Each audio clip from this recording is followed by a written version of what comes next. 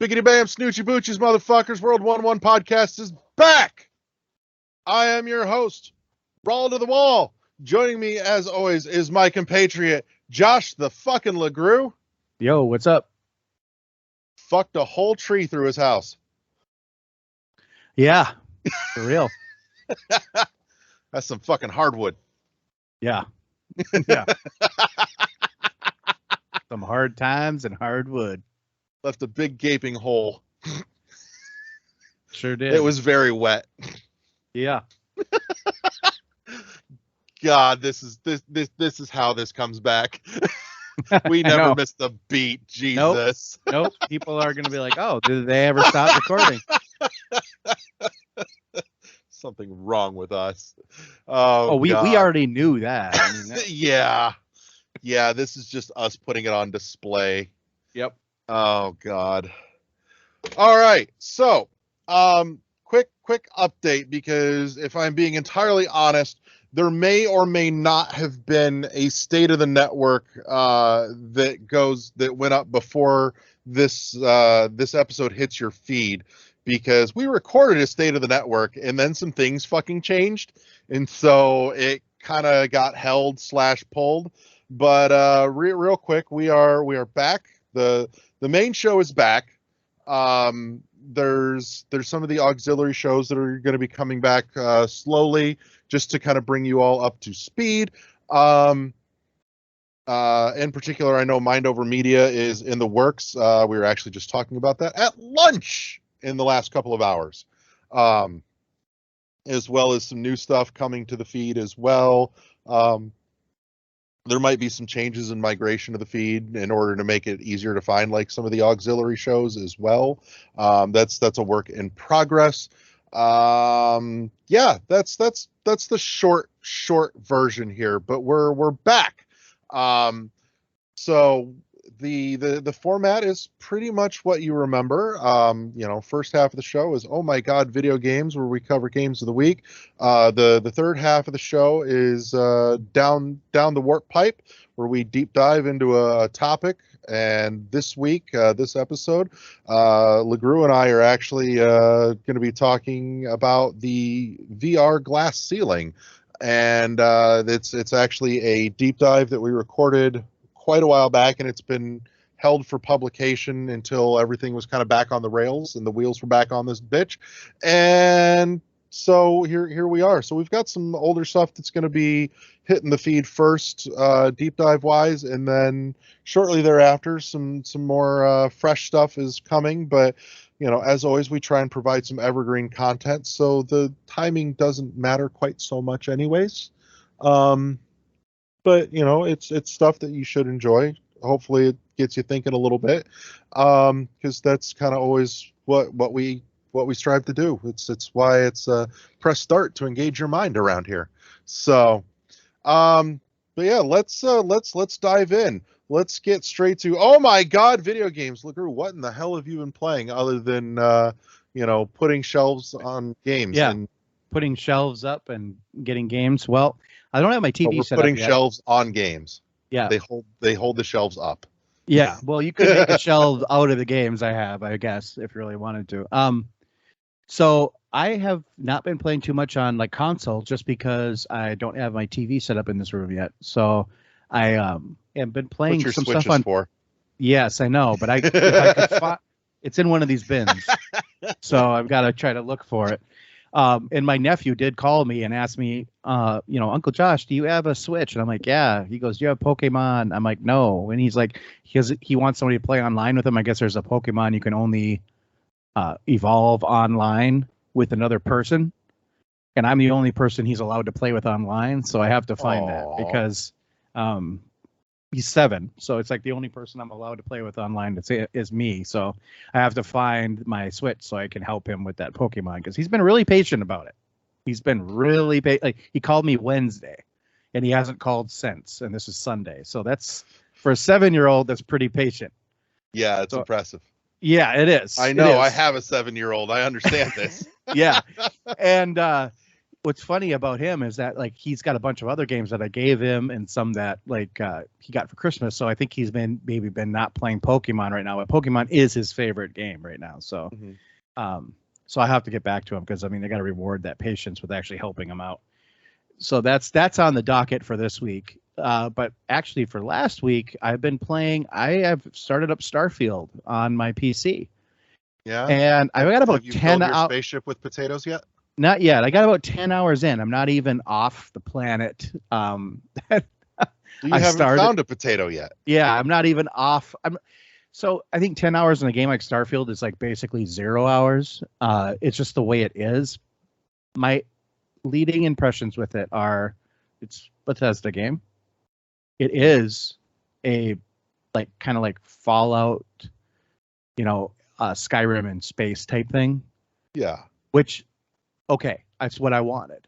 We knew what we were signing up for here. Yeah, exactly. And I have Game Pass for PC, so it's like not even an issue of should I try it. It's just when to try it, basically. So I sunk about time. Yeah, I've sunk about a good 10 hours into it.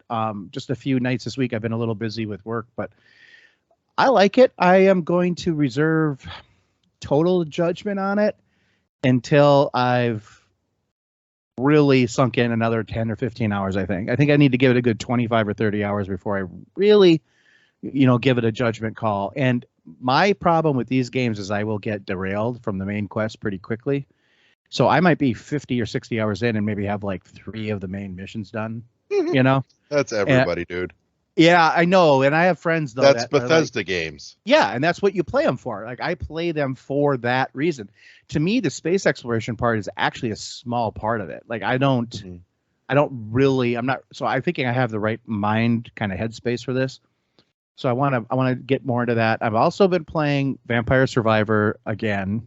That has roped me back in. That game is addicting as heck, and basically, it's because if you actually read about it, the guy who created the game used to do video like lottery games, like make like lottery, video lottery machines, and so like slot machines. Yeah. Slot machines. That's right. Sorry, the words just did not come to my brain, but that is so. It's like I get the dopamine rush of it, and it's simple, but it's not, and it's fun. Yeah. And it's a great way you can kill 15 minutes or 30 minutes or 20 minutes or 10 minutes. Sometimes you don't even know. It's like 5 minutes and you're dead. I've been trying different things because I've got my go-to people and my go-to stuff. I've been trying to kind of expand that out a little bit and get some more of the, weapons to evolve and things like that. So I've been actually trying to fill it out. Yeah, my goal, and I haven't done it yet, but my goal is I want to kill the Grim Reaper because you can kill him after 30 minutes and you can keep going. I've done it. Yeah, and I just haven't got there yet because I've been trying all these different. I haven't really found the right kind of cadence that I want to do it for yet. But so those are the two. Kill the Grim Reaper. There's kind of like a specific way to do it. So you kind of have to go with a real particular build, which unfortunately kind of squashes the idea of I want to experiment with all these different things and try them all out because if that's your goal, there's kind of like one right way to do it. Right. So that's kind of why I haven't actually, because I've been just trying to like figure out some of the other missions or the stages and stuff like that. I am enjoying kind of seeing what those are about. So when I got time, I play that. What I love about that game is you can come back to it, put it down, come back to it. And it's because it's not like a game that you would play and then like 6 months later you come back and you're like, I don't know how to play this. No. Yeah. You know how to play it. You just walk around. Yeah. That's all you're doing. So I like that. There's Zoe's watched me playing it going, I don't get why you like this. You got to play it. It's a hard game to watch. I have to admit. Zoe's played it too, and Zoe still does. But have you gotten to fuss with the multiplayer? No, not at all. And I heard that the multiplayer is really good. It's interesting because the multiplayer cuts your weapons and item slots by divvying them up across all the players. So total you can get the same number, but individually you're getting less. So you're sharing everything. Yeah. And that's kind of the opposite route of games have done recently. That's like an old school way to do games, you know. Not that I'm knocking that. That's cool. No, it's cool to see somebody do it again. It's been a while. Yeah. And so do you have to communicate in real time with these people because of that, or not really?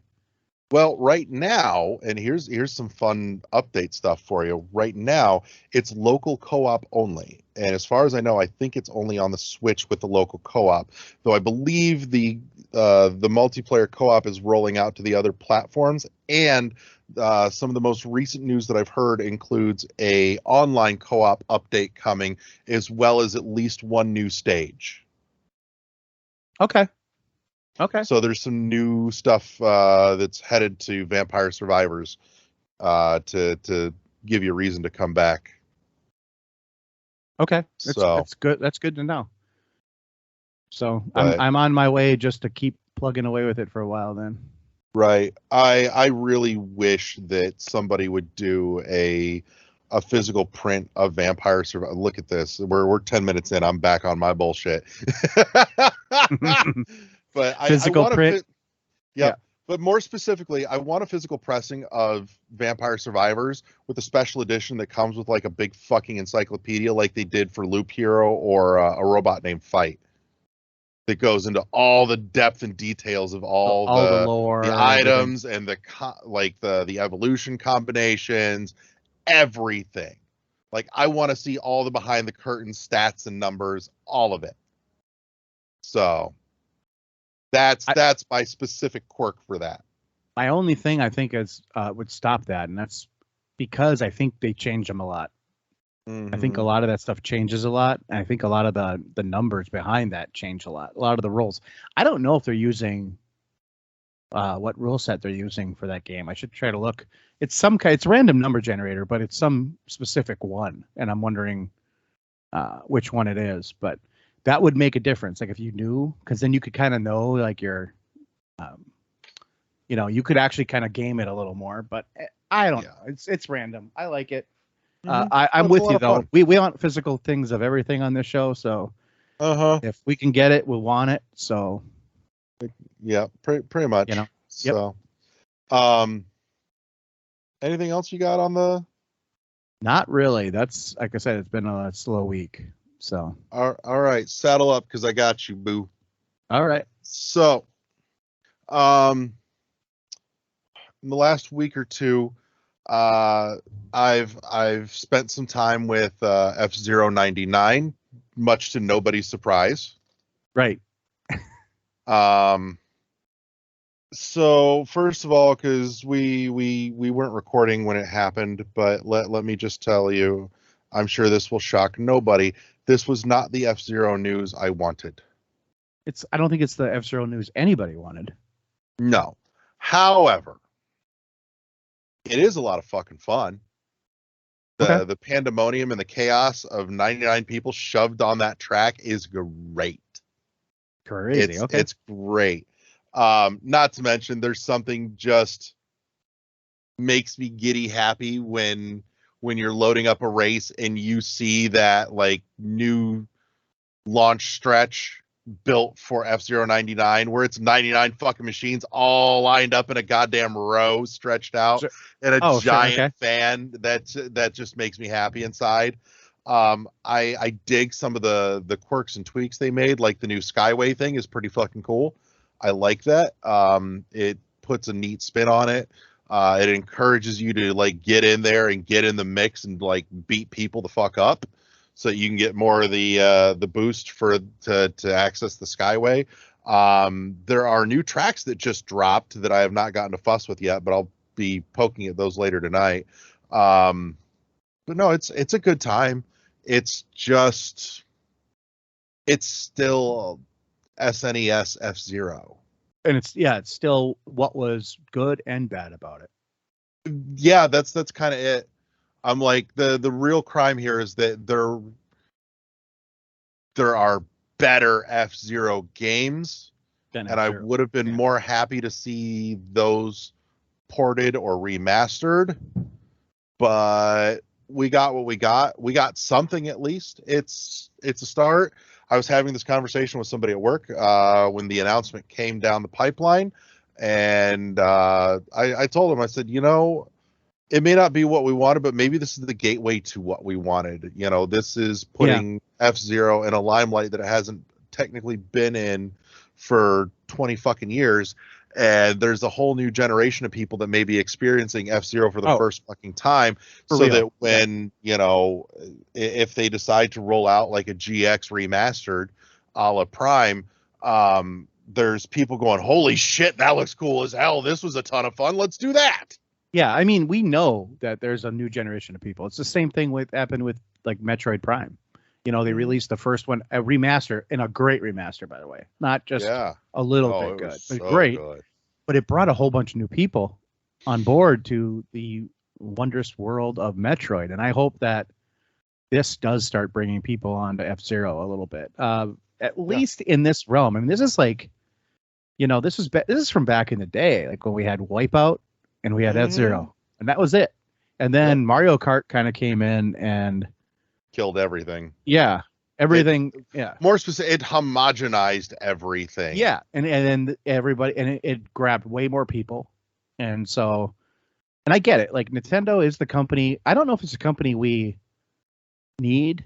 It's a company we deserve because of all the bad things we've ever done in our lives. This is the penance of being a Nintendo fan. Like you get 90% of what you want, and then maybe like 25% gets taken off the top of that. And so you're down to like 70% or less of what you really wanted, but it's all good. It's all good. And like I wish Michael was here because like good consumer whores, we bend over and take it. And we line up with our money for more. And we're like, we'll take it. And they're just like, yep. Oh, you got change for this? Nope. We're not giving you any change. You're just taking the money. And we keep doing it. But it's so good. And I mean, I wish I could say I was surprised, but I'm not. And I'm glad people are enjoying it, though. Like, I haven't actually tried it yet. And this is one of the things I want to get my Switch out for. And I'm just really bad at playing Switch handheld. I'm a very... I'm bad at handhelds in general, and I've always been that way, except for like when I was 9 and I had my Game Boy. That was the only thing I could play handheld, and I was fine with it. But everything else I'd loved. Like as soon as like could get the GameCube with that the adapter to the Advance to play it on my TV. I wanted to play everything on. I wanted to play everything on my TV. Yeah, as soon as I could do that, I wanted to. So. That's where I'm at with this. Like, for example, my Switch, it's basically a docked console for me, unless I'm on a plane or something. Right. So I want to get into this, but I do want to try it. Have they said how long this is going for? Like, because this isn't going to be a forever game, is it? Probably not, but they haven't said anything. Because Tetris 99 is gone now, right? Like, that's done. No, it's still there. Oh, is it? They're still banging Tetris 99 Maximus cups, bro. Oh, okay. So this is how little I've been on my Switch. Okay, so... all right, I need to get that stuff set up so I can play all that again. Yeah. But yeah, so there's been some of that. I've tapped my Xbox 360 arcade nostalgia button. Ooh. And I picked up Marble It Up, the new update. What is it? Marble It Up Ultra or Marble It Up Blast, something like that. But anyways, it's basically a visual and audio update to Marble Blast Ultra from the 360 Live Arcade, which was so if you remember that, and if you don't, it's like a marble physics obstacle course thing. So kind of like Marble Madness, but this is kinda.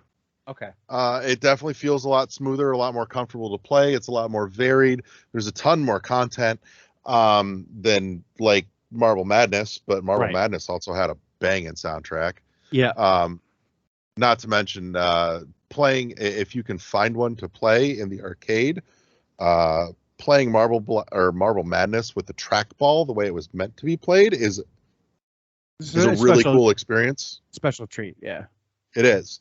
If you're in the Chicagoland area, you can find one of those at Galloping Ghosts. And they got one in Nashville at the game terminal too. So if you're around Nashville Okay. area or Nashville, the game terminal, I recommend that if you're over there because like everything is free except for the pinball machines. Yeah. I say Galloping Ghosts is like $35 for all day for the arcade and the pinball museum. So that's worth it there. I Yep. spent $35 in an hour on pinball alone, you know. Mm-hmm. Yeah. So, but in any case, so Marble It Up is I'm playing it and I'm like, this is not a 1-to-1 shot-for-shot remake of Marble Blast Ultra from the 360, but almost every stage I can feel in my brain the DNA of like the stages from Marble Blast Ultra on the 360. Okay, so that's a meaningful update then. Yeah, it's very much. This is almost Marble Blast Ultra remastered. Okay. So, but it's a ton of fun. I'm not gonna lie, I'm a little salty at the price tag considering that like Marble Blast Ultra on the 360 was like $5 and this was 30. Ooh. I know, but 30 it on just what are you playing it on? Switch. Okay. All right. Well, you get the Switch tax in there too, so. Yeah. But I will say, like I said, there's a lot more variety in the visual and the background music. I'll tell you what I missed though, because they updated, because it's got basically all the same like power-ups for getting through the obstacle courses. But I really, in one of them is you pick it up and you hit your power-up button and it shoots your little marble way up into the air so that you have a giant, jump to get over big obstacles and shit. Right. And it's just automatically stuck in my head for eternity is the woman's voice that announced the power-ups when you picked them up on 360 in particular, and it's just the way she pronounced it when you got the super jump and on the 360, her little soothing voice would come in and go super jump. Okay. And it was just and it's not in Marble Blast, or it's not in Marble It Up, and my brain goes, this is wrong, it's missing, damn it, fix this, patch it, give me the voice. Yeah, you're totally used to it. Yeah. Super jump. Yeah. But in any case, I will say Marble Blast the 360 Marble game definitely had a little more Zen feel than the new one, but it's still just a ton of fun.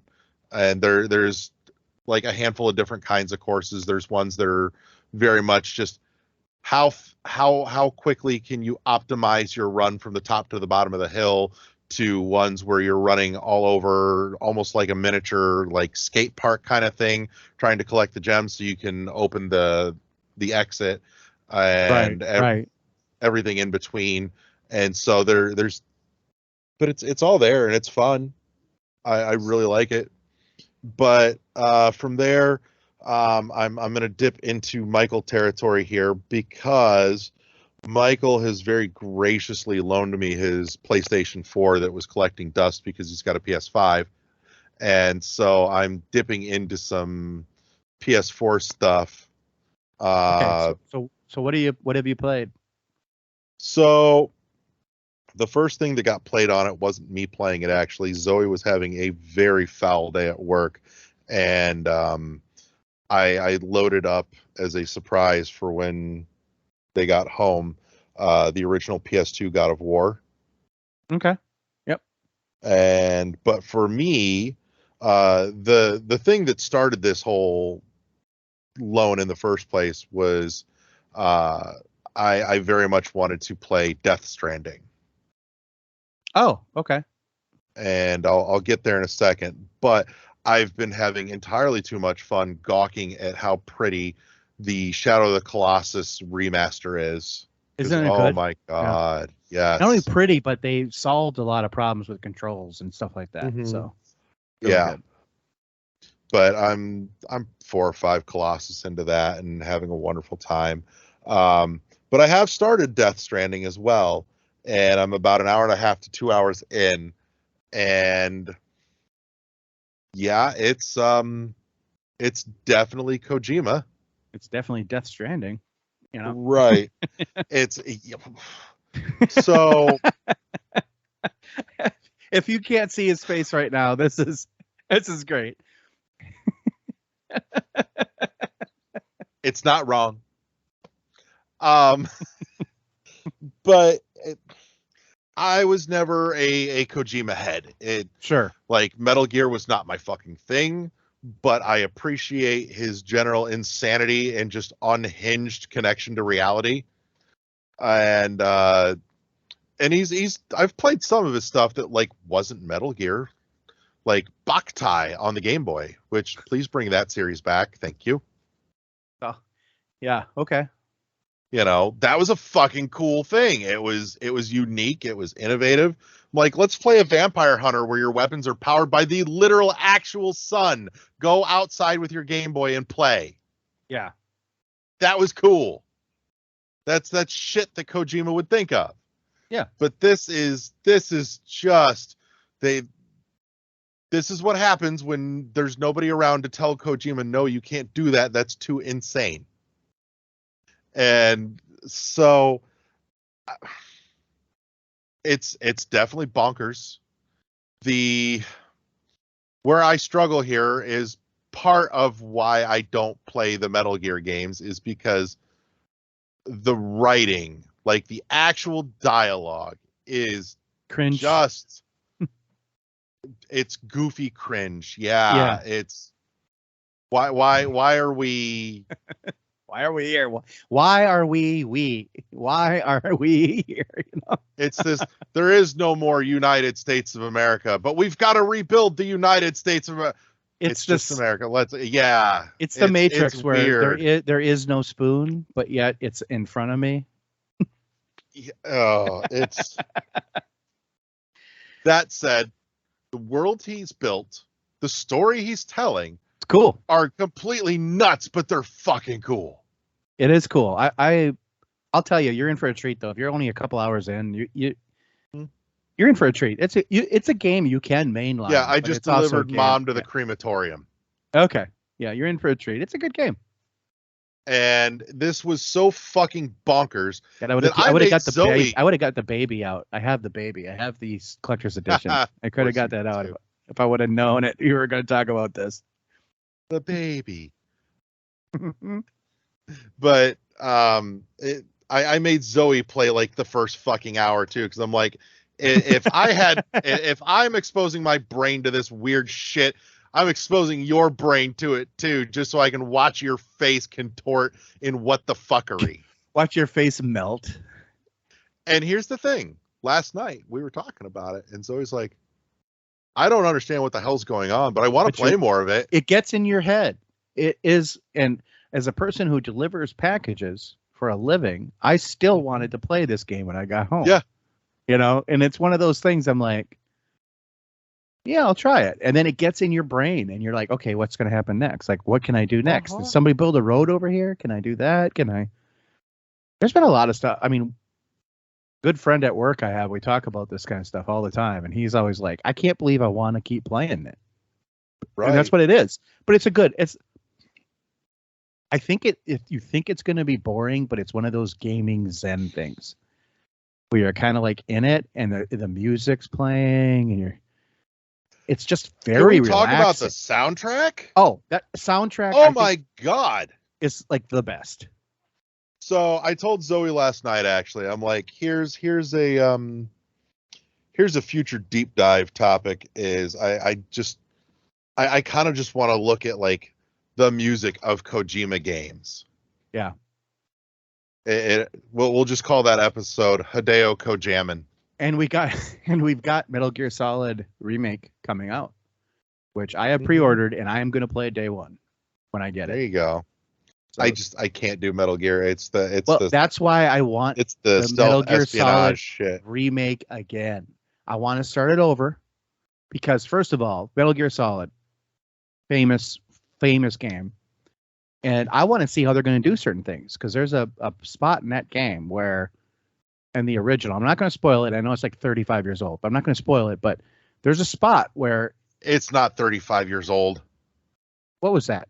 30 years old. 97? That's PlayStation 1. 97. 35. No. 30 years ago? I'm 38. Whatever. Let's see. When did it come out? That shit was out when I was in like middle school. Like Middle 20 grades. something. 1998. So that year I graduated. We're at 25. Okay, fine. We're 25. Yeah, you added a decade, damn it. It's easy to do when you get to be my age. So anyway, it's 25 years old, but there's a spot in that game because it's very much the technology at the time. It's a boss fight where if you did it was a special thing to do, and you would allow you to beat that boss fight much quicker. Now I don't know if you remember what I'm talking about, Raul, or not. We could talk about it off air. So anyway, I haven't played it. I'll just say it's a Psycho Mantis fight. If you know what I'm talking about. Oh, that, yeah. Yeah. So I just don't know how they're going to do that. And I'm interested in seeing how they do stuff like that in the modern age. So I don't know, because Kojima does something else. Kojima does cool stuff in his games. Like they'll read your memory card and, oh, I see you like playing Castlevania, and it's like, stuff like that. It's like the fourth wall breaking stuff, which now we'll loop it back to Death Stranding. They do a lot of that too. Mm-hmm. I like that aspect of it. So I'm just curious, did you buy Death Stranding or did you borrow it from? Okay. So I bought a copy for myself. I wanted it. Okay, good. Because you got like one day that PlayStation will go back to Michael, but I will have a library of PS4 games. And we can talk because I think I have an extra PS4 like I did that one time, but I might actually have it for good this time. So and I'll definitely give you one because if I got 2 or 3 of them, I'm just going to get rid of them. But I fired up a PS Plus membership to access the library. The PS Plus Essentials or whatever. No, the big one. Like $20 a month. That's everything. I'm going to tell you something. There's a good value there. Somebody like you who has not had a PlayStation for a long time, that is what it's made for. Yeah, like somebody like me. I haven't owned a Sony console since PS2. Right. And that's what you want. I mean, you can literally play PS1 classics all the way up to... Oh, Zoe and I got so fucking pumped when I pulled up Legend of Dragoon. Oh, my gosh. You got to send me That's on there. You got to send me your PSN ID so I can friend you. Yeah, Wintertide_Mage. Okay. Yeah, because I'll friend you on there. Because I think my other profile on... Oh, no, we're not going to talk about that. Never mind. I think I let my PS Plus lapse, but I'll have to resubscribe. But yeah, I just went on and I went through the entire PS Plus library and just started downloading everything that I have any interest in fucking playing. Yeah, so Death Stranding is a great place to start. I also recommend just honestly like the tent poles, like do the, Nathan Drake collection. Don't pick do that up at the store. Yep. Get that because you can start Nathan. The first one is really pretty actually good. The second one's way better. Then it gets just better from there. Yeah, I picked up the Nathan Drake trilogy at the store for Zoe actually because that's very much Zoe's bag. They like the AAA action cinema stuff. I'll also do too is I'll put like as I get shit squared away in this room, I have doubles and triples of things. I will be putting together some stuff for you because I've got a lot of, as you know, I've got lots of physical shit. So yeah, you can bring it with you. Oh yes, that is happening. I know I've said this before. Raul and I have known each other what now 6 years. It can't be that long. Maybe 4 or 5. What did Hollow Knight? Was it Hollow Knight? Was it Hollow Knight when we did the book club thing? That's when we met. God, yeah. Is that 2018? Somewhere in there. It's been a long while. I've never met you in person. I know it's been a fucking minute. About 5 years, I think. But yeah, so there's PlayStation stuff happening at my house. Also I've been dabbling in. I know there's been a couple of other odds and ends. I got bored and I was dinking with Prime Remaster again just because I was killing time.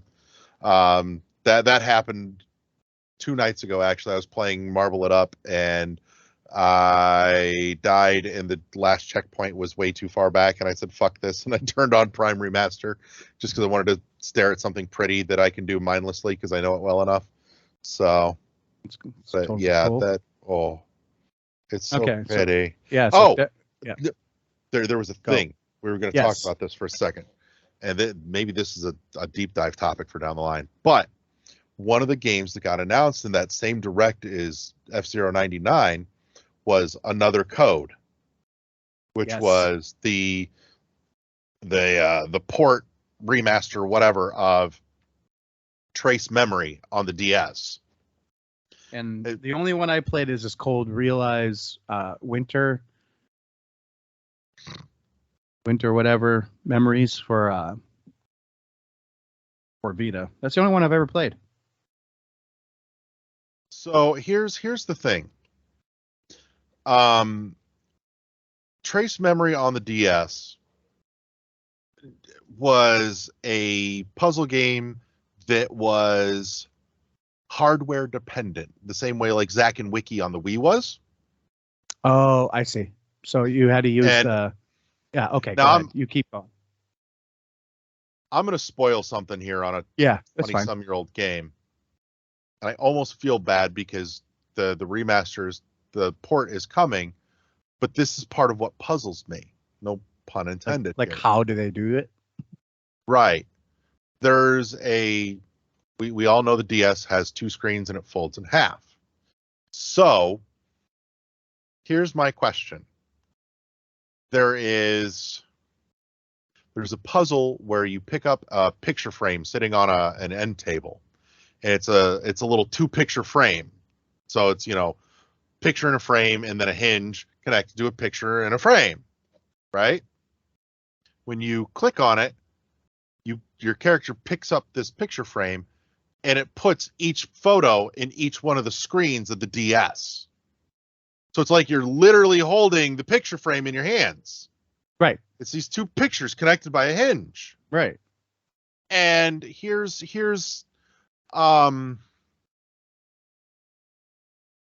each picture is incomplete. And in order to figure out and see the complete picture, you have to fold the DS so that you can see the reflection of one screen in the other, line them up, and see the complete picture. It was brilliant. Yeah. How do I do that on my Switch? Well, you can do it, but you're going to have to get a new Switch afterwards. Fucking clearly. Well, But I mean, it's one of those things. And there's more puzzles like that. It's that one are of those hardware things. Dependent. They're going to rejigger it. It's a rematch. It's what I see. This is where we have to talk about remake, remaster, and reimagining, because the language is unclear on what is what.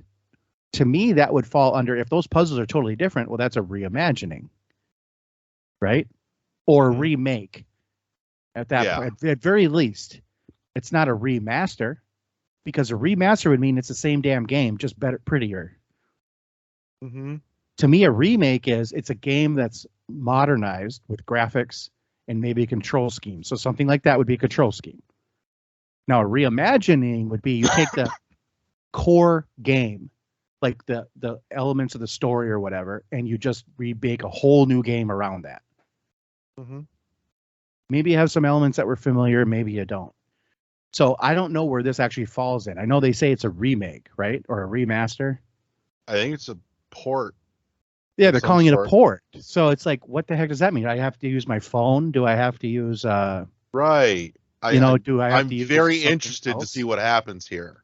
Because not part of me is like, how are you going to bring back the brilliance of something like that that's that fucking clever? Yeah, well, now the other piece that I'm super excited about here, though, is that it's also coming with the sequel that never came to the US. Sure. So there you go. And so in one, but either way, it's both games together. Okay, I'll take that. Right. So I'm excited. Yeah. But I'll get it either way. At this point, out of sheer curiosity, I need to know how they solve for this problem. Right. But but in any case, so that's a thing. That's kind of what I've been playing here. That's a little bit of what's on the horizon for me, gameplay wise. But I think that puts us at a really good place to stop and before we hit the break, talk about our awesome new podcast sponsor, Imaginary Authors. These guys do phenomenal unisex fragrances, guys, gals, non-binary pals, whatever your flavor, your scent is, they got something for you, and it's really cool. Like, I know I am the basement dwelling gamer nerd, but you know what? It doesn't mean I'm gonna fucking smell like damp basement. My favorite is a couple of spritzes of A City on Fire. That burnt match smell just fucking does it for me, and let me tell you, it does it for the wife too, who can no longer keep their hands off of me when that goes on. Just to when she's had a bad day, even I will secretly, don't tell, I will secretly put a little spritz of it on the wife's pillow just before bed, so there's a nice comforting happy smell when Zoe lays down to go to sleep. Helps unwind, but just into such good stuff. And here's the beautiful part too. Samples, because it's an online shop, so you can't just walk in and smell and go, I'd like this one. But there are samples for a couple of bucks a piece, so you can go in and build your own sample pack even too. You know, and just feel like this seems like I could dig this and that and try a bunch. But absolutely check out Imaginary Authors. There is going to be a link in the show notes, so you should check those out and check them out. They've got really cool stuff. If you find a favorite scent, a lot of them they do candles of too, which is really neat. So yeah, the whiff of waffle cone candle has been a favorite in the house lately. So, but yeah, up your smell game and check out Imaginary Authors and help support them as they help support us so that we can do cool stuff.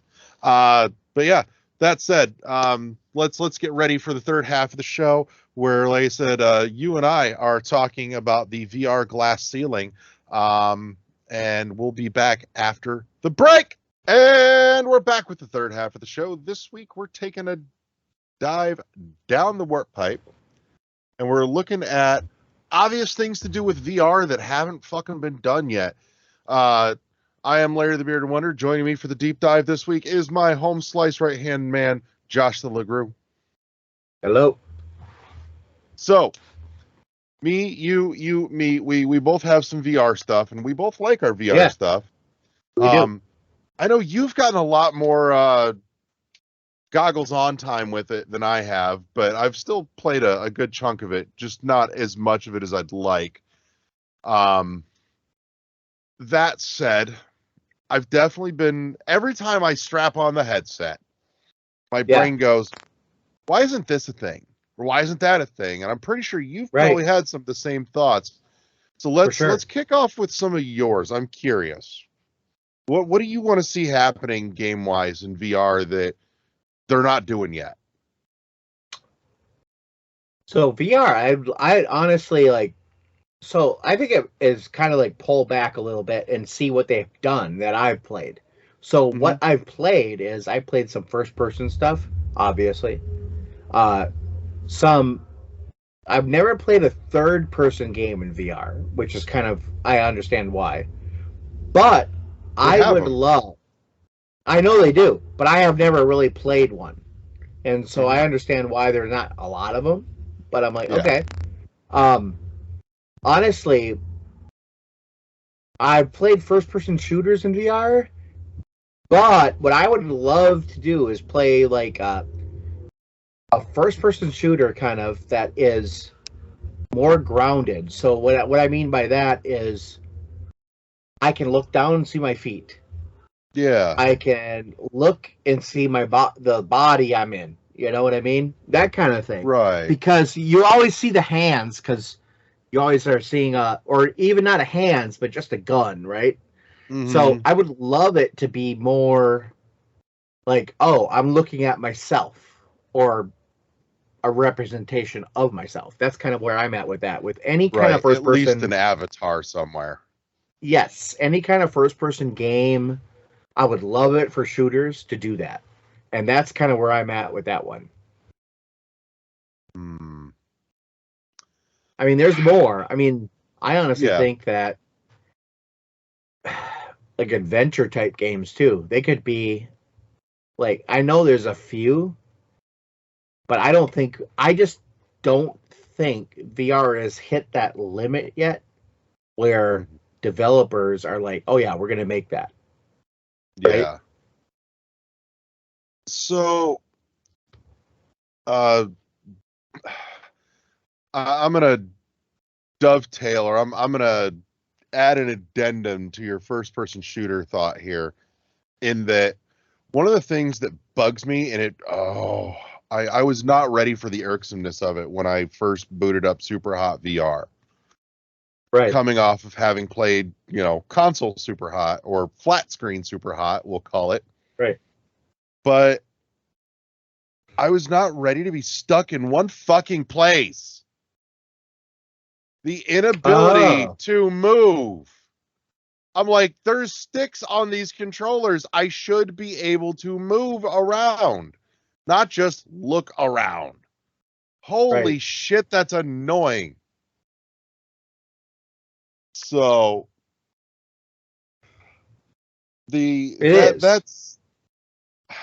it bugs me so much. But no, you're right. I'd like to see more of the adventure stuff. I think the fact that there's Myst VR is at least a start, but I would love to see some of the old like PC point and click first person adventure games come back. Yes. Yeah. Bring me the rest of the Myst series. Bring me Journeyman Project. Those are all in first person. That should be totally doable. So, and when you got to Myst 3, the Myst series and the Journeyman series technically linked together by way of developer, because Presto Studios that did the Journeyman Project series also worked on and did Myst 3 with Cyan Worlds. Yes. So those two have some interconnectivity in terms of development houses. Obviously, Presto's gone, but it sort of lives on through the old crew, unofficially still, talking together and, doing like little tweaks and updates.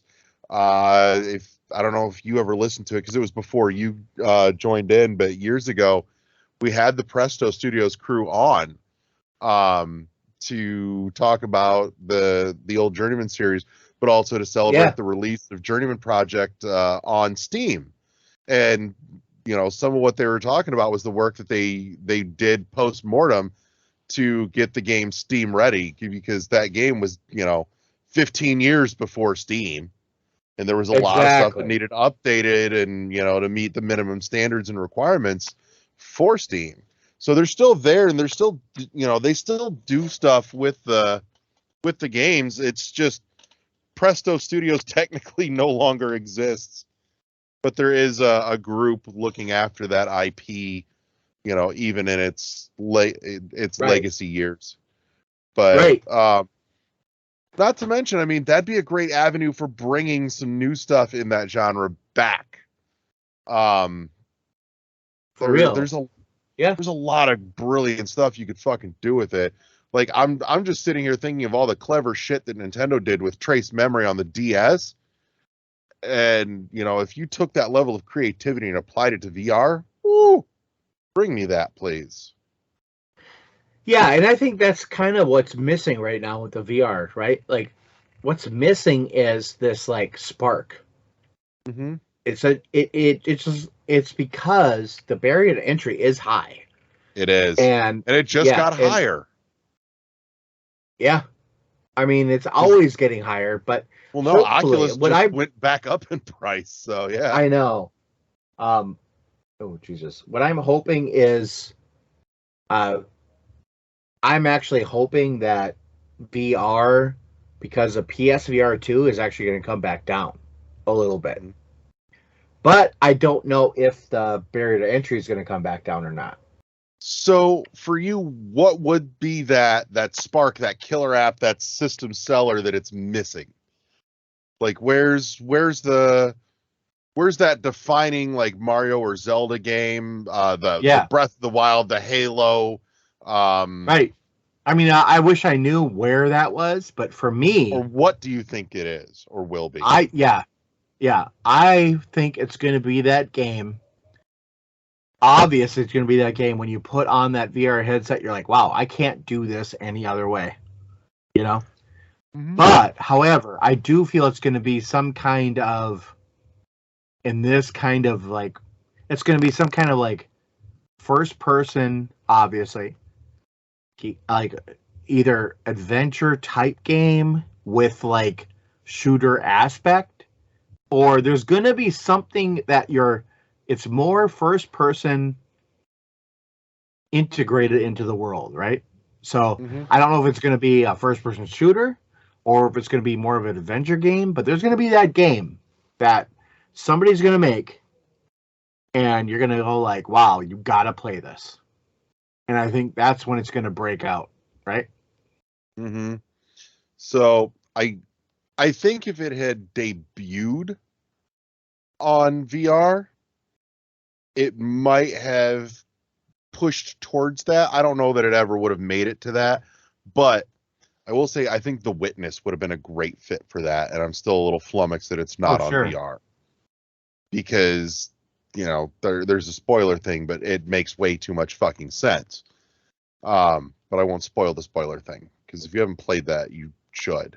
But we should be able to play it in VR, but we can't. Outside of that,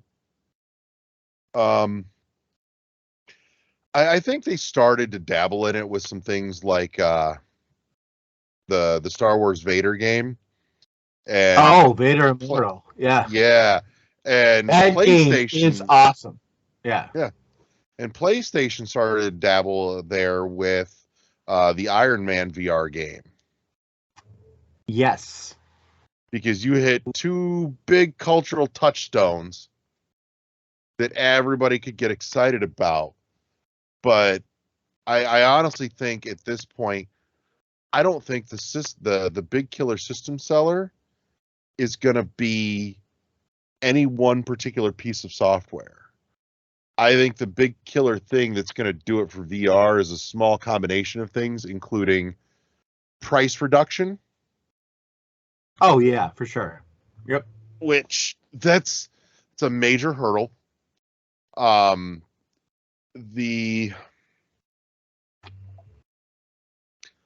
trying to think of a good way to explain it. A piece of software for VR that breaks down the solitude walls. Sure. Right now, VR is a solo gaming experience. Strap on a headset and yeah, you can get totally immersed in this world. You can't play with your fucking friends. There's just nothing to really play with your fucking friends. Well, there are some VR games you can do. You can play with your friends on PlayStation, but not like in the same room. I mean, there is the keep talking or everyone explodes or whatever.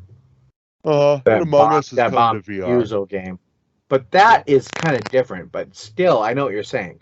Like you can't just play, right? Yeah.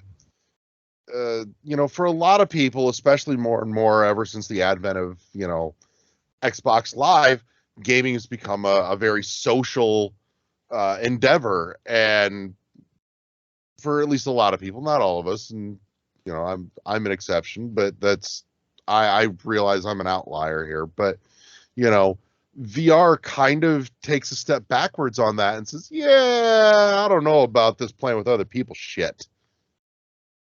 Right. So, but that combined with, the price hurdle is now, I will say, even barring that though, and the other thing too is not just the barrier to entry, but the barrier to entry to develop, because the Switch is a great example here.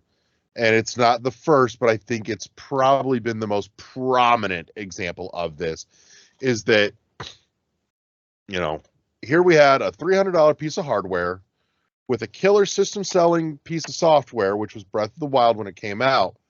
But right from the gate and very rapidly and never losing momentum, the indie stuff was just a constant rollout on the Switch. And the Switch has seen a lot of success in driving its hardware sales, not exclusively by, but a major supplement of it has been the indie scene on the Switch, because there is so much of it, and there's so much of it that's really good.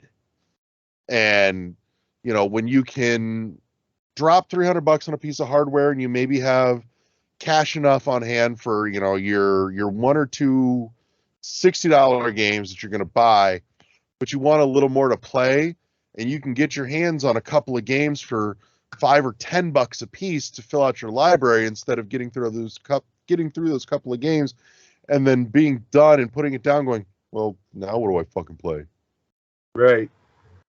And so having that very wallet friendly indie library supplementing it is a big thing. But you know, I think one of the other hurdles though is just the fact that, like I said, a lot of what mainstream gamers would want to play in VR, you know, their first person shooters and stuff. Right now, nobody's making it functional in VR because, you know, like I said, one of the big things is, yeah, you strap on a VR headset and you load up a first person game, be it like Super Hot or Pistol Whip. Right. You're static. You cannot fucking move. Right. I'm like, yeah, I'm pretty sure you would never see Master Chief just parked and, you know, it takes the fun out. Yeah. And I think that's what we're hitting against. Like, we're hitting against generations of people that have actually not played this. So, like, I think it's kind of funny because, in a way, like, when we first started playing games, that's kind of how VR is right now. Mm-hmm. It's like, oh, it's just like, I'm going to take a game I already know and shoehorn it in there, and it's going to work. If not, oh well. But then later, like, we had the people that played those games, and we're like, no, I'm going to make this better. And they did. And honestly, it just might take that. It might just take time. Now, it just might take time, you know? Now, here's another one that befuddles me that I haven't seen more of on VR. And I've poked a little, and I'll grant that my search has been a little on the niche side, but I would expand this concept out to several genres. But anything where you're in a cockpit, why do I not have first person VR racing? Or for fuck's sake, Microsoft Flight Simulator would be awesome. Yeah. And I mean, like, they did do a Star Wars, you know, the Star Wars X-Wing game. Mm-hmm. Yeah. They did that in VR. And I have not played it in VR yet, but I'm hearing it's awesome. And that's the thing. Like, that game is like, you're already in VR, basically. Right. So why wouldn't you just do it? Right? Pod Racer would be fun. Oh, yeah. Any of those games where you're like, have a field of vision where you're like, oh, I turn my head and this is what I see. That is like the no-brainer VR right now. Well, and the other thing too is when you get like some of the more cockpit geared stuff, be it like, you know, the idea of Pod Racer or Microsoft Flight Simulator or anything like that, or hell, even any kind of futuristic racer. Obviously F-Zero will never happen, but I mean, you've got plenty of others, like Sony's still sitting on Wipeout that they haven't done anything with in years, or the fast racing Neo series, F-Zero or anything like that. But you think about it, a lot of those are going to be like hand grips or, you know, joystick type control where you can essentially, you know, there you go, and flip your switches, all that. You know, that'd be great in VR. That'd be a ton of fun. It's those little immersive touches they could really sell the shit out of that. Yeah, I agree. And I'm like, And why do we not have this? It just might take VR to become more popular. Mm-hmm. You know, and hopefully, like a conglomeration of all this stuff just kind of gets it rolling a little bit, right? So where we get some more of the, some more of the things take it more seriously. That's all I'm waiting for. Now, I'm going to toss you another one that's, I won't say it'll be a system seller, but I want to take this back to the original question of what are things that we want to see in VR that aren't being done. I want to be able to buy, I don't know, like for $5-6 a piece, maybe. I want to be able to buy a VR experience of roller coasters. Like $5, I can totally strap on a headset and VR ride this fucking roller coaster. Yeah, it's not quite the same as jumping onto like the Raptor at Cedar Point, but there's something to be said for being able to, headset in, having the audio right there in your ear. It'd be kind of cool if you could, play with the settings and maybe like tweak the day, the time of day and shit like that. It'd be kind of cool, but that's something that, like Cedar Point, Six Flags, Kings Island, all that shit, they could totally be, selling those, for $5, $6, $7 a piece for each coaster ride. And I agree on that. I didn't even know that was not a thing already. Yeah, I'm like, how and why is this not? Right. That's just leaving money on the fucking table. You'd think so. Yeah. Mm-hmm. But maybe part of that too is like, is that a thing like where, so that's more of it's not like as much of the VR as it is of the augmented reality, right? Mm-hmm. And so now you start coming to the whole point like, oh, well, why can't we just go to concerts and they've touched on some of that actually. And they should. And like why can't we go to like the Super Bowl? Yeah. And for $50, I can just sit at the 50-yard line at the Super Bowl. Like I'm not a huge sports guy, but I would do that.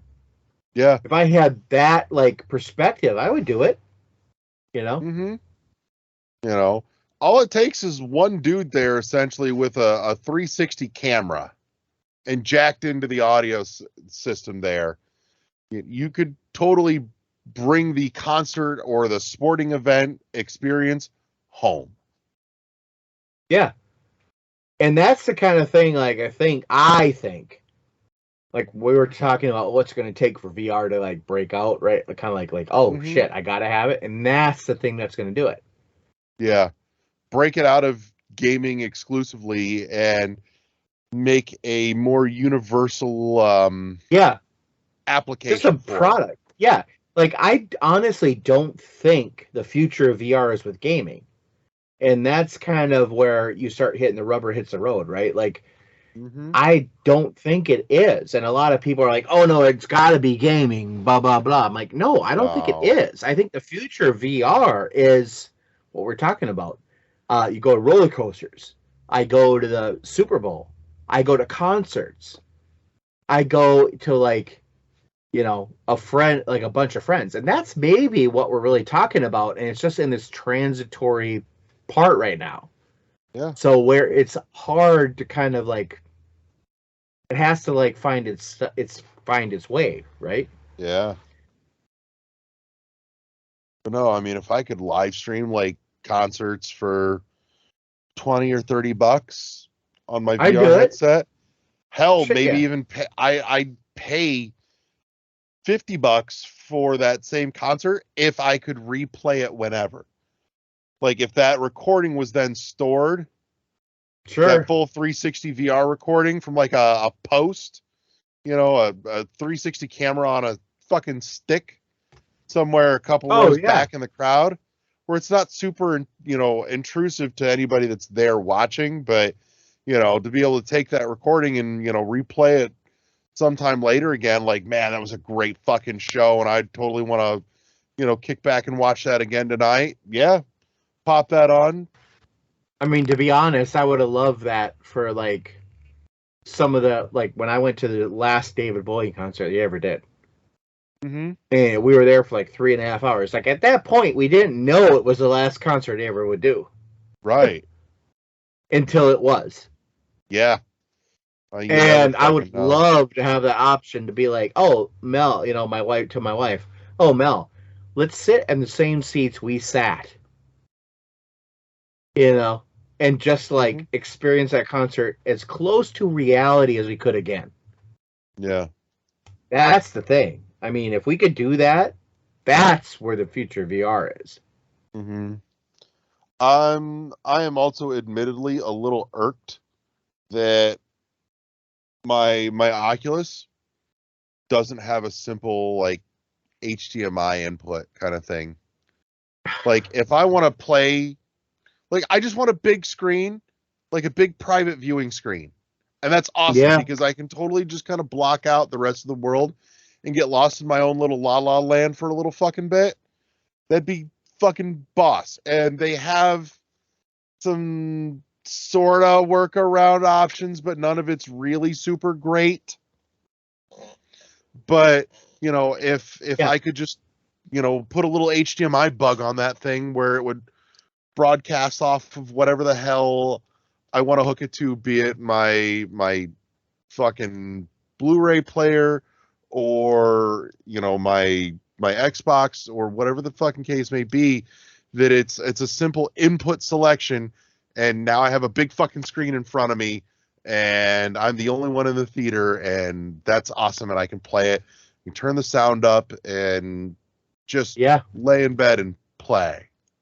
Yeah, I think we're there. Like we need to have this, like you said, and that's this whole theme of this episode, is that we're talking about this, right? We're talking about like, what do I need to make this like, I need it. And that's what it is. It's that catalyst, that thing that like, oh, I can't get this anywhere else. Because right now, I mean, let's be honest, like I can go watch a movie on Amazon or whatever, and I can get a pretty similar experience. Yeah, I go to the theater and there's people around me, but I can put the VR headset on and I can still do like a 3D, VR head, and put on. I get kind of the movie experience, but if I got like the real experience of sitting there, and if I got the real experience of sitting there during a concert or, a sporting event or whatever I wanted to see, that's what we're talking about. And even a game, like games could take advantage of that, but I do feel that the future of VR is not in the gaming sphere. Mm-hmm. Like right now. Like right now, it's not there. But I also feel that when people experience that, because it took forever for people to experience games and all that, or movies and all that, then they came out with games. I think that if people experience that, we let that mature, they're going to be people that like, oh, I can do this with this. Mm-hmm. And we may not even think about it right now. And be like, oh, that's awesome. Like it's like the iPhone. Like now that we have it, could we ever imagine life without it? I suspect honestly that whatever it is that ends up, if, and it's a big if, so I don't know that it ever will. No, I mean it's in that gray area now. Like I do believe it is in the area where it could just die off. Mm-hmm. Like it might be plateauing unless somebody starts getting really creative. That's the thing, is that the shame of it is the barrier to entry, a la price and hardware requirements. Not to mention, some setups still requiring like fully wired fucking setups and shit, and just general space requirements too. I mean, that's a whole issue on its own. My Oculus with my PC is awesome, but I still need like 10 by 10 square feet Otherwise, Yeah. I feel like I'm gonna like hit something.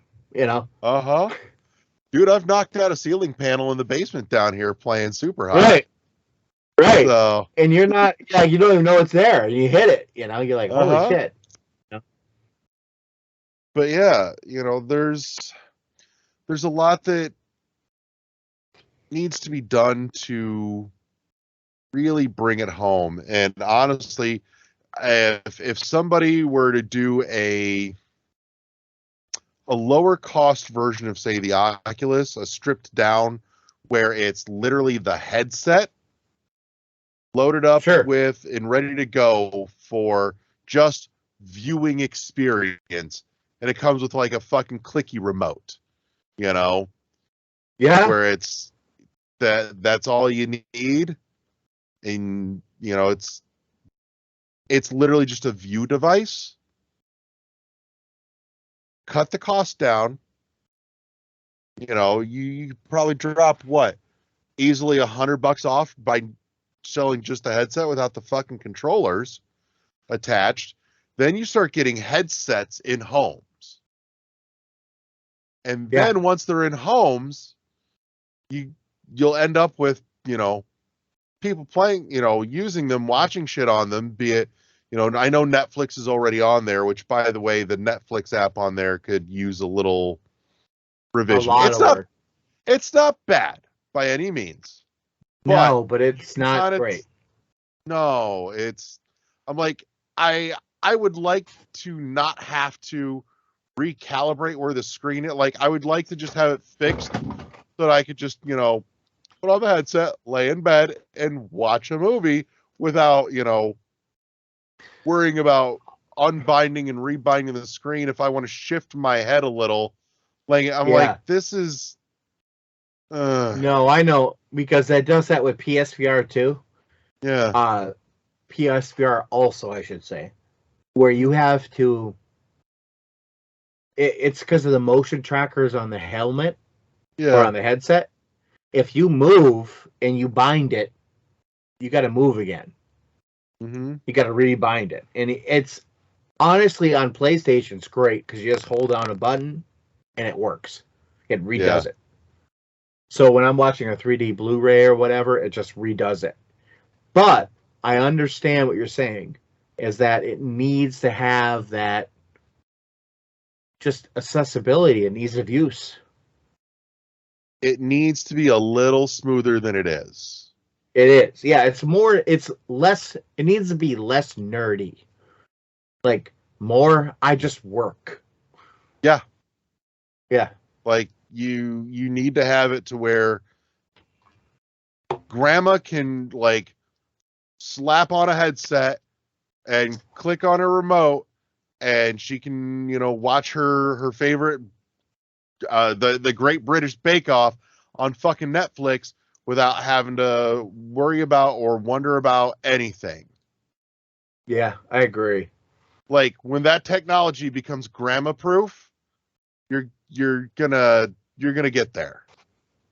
Yeah, and it's your grandma, not my grandma, because my grandma could never ever figure out the blinking VCR. Yeah, mine couldn't either, but the principle stands. She can still operate a fucking TV remote. Yeah, my grandma was not even that good. You taped the buttons for years, didn't you? Because I've done it too. Yeah. My grandma was like, okay, I'm like, these are the buttons you need to use. That's it. Don't like touch 6 anything buttons. else. Anything else. On, off, up, down, volume. That's about it. Uh-huh. Yeah. Yeah, I'm Skippy. But yeah, God bless her, though. She is trying. I think that's really the crux of it. Yeah. I think, we've definitely nailed it in looking at the fact that VR has tried to make itself ubiquitous, coming at it from the wrong angle. Mm-hmm. Or that it's continuing to put, like, I don't think VR would have gotten to where it is if it wasn't being pushed by the gaming crowd. But of course not. It's not going to be gaming that makes it ubiquitous and a household staple. It's going to be everything else. Yeah, I agree. It's going to be everything else that pushes it forward. Mm-hmm. So let's hope there's... it finds that niche and can just kind of like live there, you know? Mm-hmm. I'm sitting here imagining too just the functional educational shit you could do with it. Being Oh, able yeah. to, Sure. Yeah. I mean, like VR it's like your anything. way through trying to figure out how to do a fucking major repair on your vehicle. Yeah. Without the fear of fucking up your car. So you could What I love about that, Larry, is that I can see what it actually looks like. Not just what someone tells me it's going to look like. Oh, slide under your car and, you just all you got to do is, change oil. Let's just say change oil. The simplest thing on your car. Well, the first time you slide under your car, you're like, wow, there's all these bolts here. Mm-hmm. What do and they're like, oh, it's so simple. It's an oil pan. Well, yes, if you know what an oil pan looks like. But what if you don't even know what it looks like? Mm-hmm. You know? Like, and you're like, oh, I got all these. Yeah. Yeah. $100 for a VR loadout of your fucking car with repair stuff on it. Oh, where, it says, hey, shit, I need to change this, and it will fucking highlight it and, show you this is the thing. Here's everything that's going to have to come out to get to that thing. Here's how to disconnect it, drop it, bring the new one in, and walk you through piece by piece. And if it's not even for the owners, if it's even for like mechanics training, like that's huge. Because like for me, it like even like I might not do it. I'd be like, nah, I'm not going to do that. But I want to know what it's going to entail. Yeah. And like even now, like I just did brakes on my 08 Camry, which whatever, I got an old car, but I know how to do that. But it would be great if I could watch a video like in VR, like, oh, this is what it's going to look like. And I think that's invaluable. No, there's so much that we could be doing with it, and it's being heavily relegated to gaming exclusively. And I'm like, man, you're missing the key that you need for this to really break out if you want it to go further in gaming. The key to that is going to be everything but gaming. Which is ironic in its own right, but it doesn't make it any less factual. No. So I think that's a good place to leave it, huh? I agree. I think we've competently covered this, and we've touched on some of the stuff that we'd love to see in VR that isn't being done, both gaming and non. So yeah. But that said, I want to say thank you to everybody that tuned in this week and joined us. I want to say thank you to my partner in crime, Josh the LeGroux. World 11 Podcast, as always, is a production of the World 11 Podcast Network. You can and should find us at our home on Podbean. That's world11.podbean.com, all spelled out, all one word. You can catch us on all your favorite podcatchers, be it Google Podcasts and Spotify and iHeartRadio and Apple Podcasts. I was going to say iTunes, but iTunes is dead. We've got the YouTubes and all kinds of stuff. We're even LeGroux and I were actually just discussing earlier, looking at getting back to some streaming on Twitch. So there is a Twitch channel. Yep. Go peep us out there over on Twitch. But yeah, I think that covers it. So make sure you keep it locked here on the World 11 Podcast Network for all the greatest in gaming podcasts, and we'll catch you all next week. Say goodnight, everybody. Good night, everybody. Press start to engage your mind. Peace.